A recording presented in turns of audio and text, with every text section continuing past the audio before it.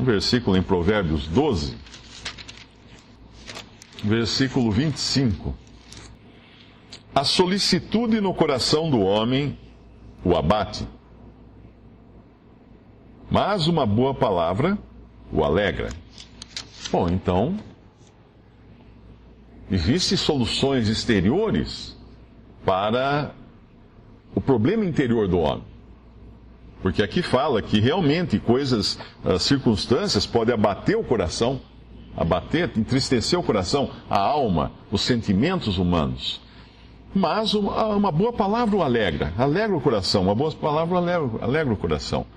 Mas que palavra boa poderia alegrar o meu coração? Qual seria a boa palavra que poderia alegrar? Um amigo que venha e fale algumas coisas que me consolem, que me alegrem. As livrarias hoje estão cheias de livros de autoajuda, muita coisa do tipo: acredite em si mesmo, você consegue, você pode, você tem um poder dentro de si, coisas desse tipo.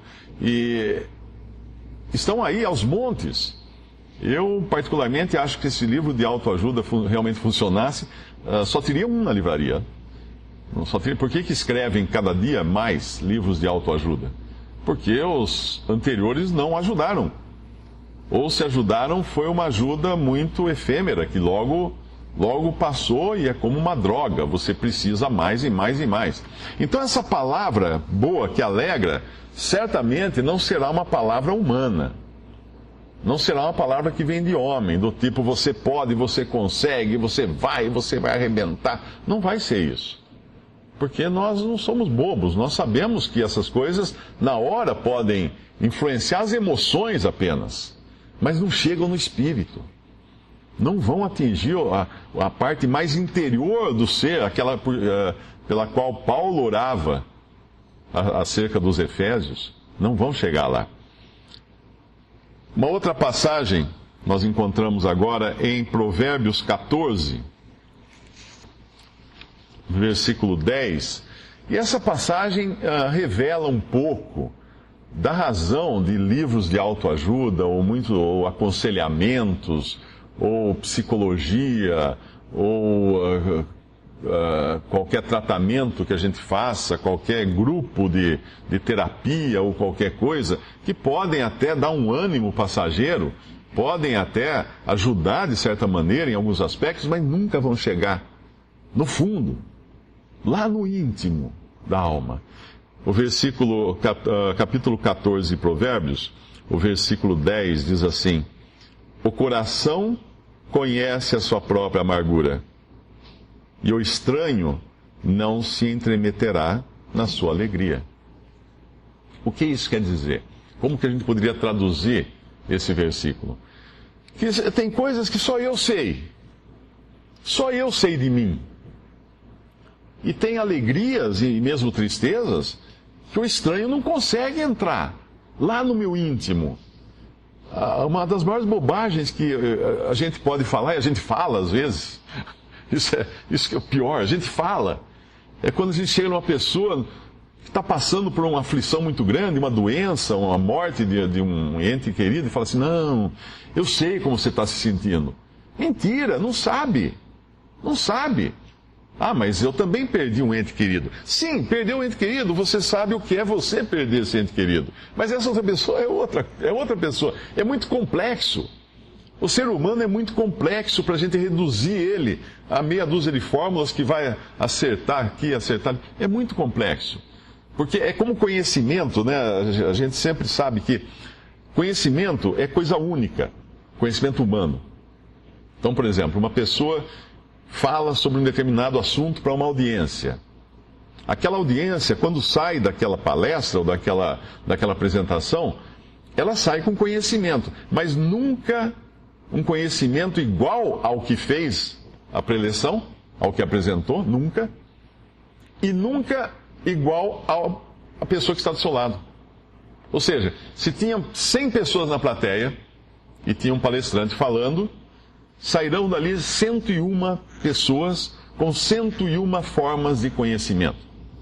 Por uma razão muito simples. A informação que aquele palestrante passa, quando ela chega na cabeça, no cérebro, na mente de uma pessoa, ela encontra informações que pertencem àquela pessoa, ocorre então uma sinapse e aquilo se transforma em conhecimento. Mas é um conhecimento que foi criado a partir dos ingredientes que existiam no cérebro daquela pessoa em particular, que eram diferentes dos ingredientes no cérebro do seu vizinho e diferentes dos ingredientes no cérebro da pessoa que estava falando, que estava apresentando aquilo.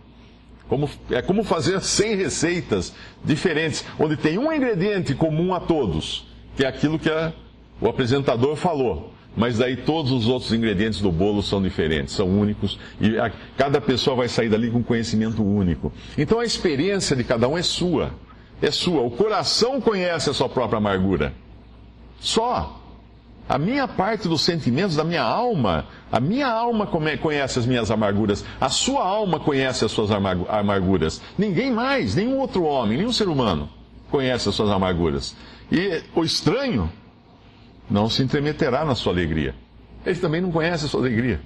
Ele não vai conseguir invadir esse recôndito do seu ser.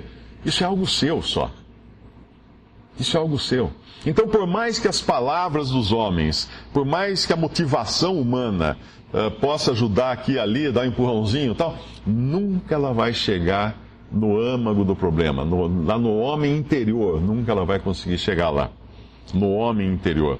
Mais uma passagem em Provérbios agora 16, versículo 2. E é bom a gente ler logo esse versículo, porque até onde eu falei aqui pode dar a impressão que então eu me conheço, eu então sei tudo de mim, então eu sou a pessoa mais apta a dar conselhos para mim mesmo, a me motivar. Então aí se os livros de autoajuda eu poderia criar uma autoajuda minha, né? E eu me motivar e baseado nos meus raciocínios, no meu entendimento, eu conseguir me ajudar. Mas aí vem esse versículo e fala assim: todos os caminhos do homem são limpos aos seus olhos, mas o Senhor pesa os espíritos. Ou seja, Ele conhece o mais íntimo do meu ser melhor do que eu. Coisas que aos meus olhos podem ser muito, muito boas, coisas que aos olhos do outro que me aconselha podem ser boas para ele e até parecer boas para mim. O Senhor vai pesar os espíritos. Ele vai entrar no íntimo de cada um. E ali ele vai conhecer as razões, os motivos e tudo. Ele conhece o que há realmente no mais interior do nosso ser. Portanto, se eu buscar em mim a solução para os meus problemas espirituais, eu vou me enganar. Eu estarei enganado, porque todos os caminhos do homem são limpos aos seus olhos. E eu não sirvo, então, para ser o próprio juiz de mim. Que coisa terrível isso. Eu não sirvo para ser o piloto do meu ser. Porque eu também posso estar enganado. Como Deus fala aqui, todos os caminhos do homem são limpos aos seus olhos, mas o Senhor pesa os espíritos. Voltando agora ao capítulo 14 de Provérbios, nós vemos um reforço aí a esse pensamento no versículo 12, do capítulo 14 de Provérbios, versículo 12 e 13. Há caminho que ao homem parece direito, mas o fim dele são os caminhos da morte.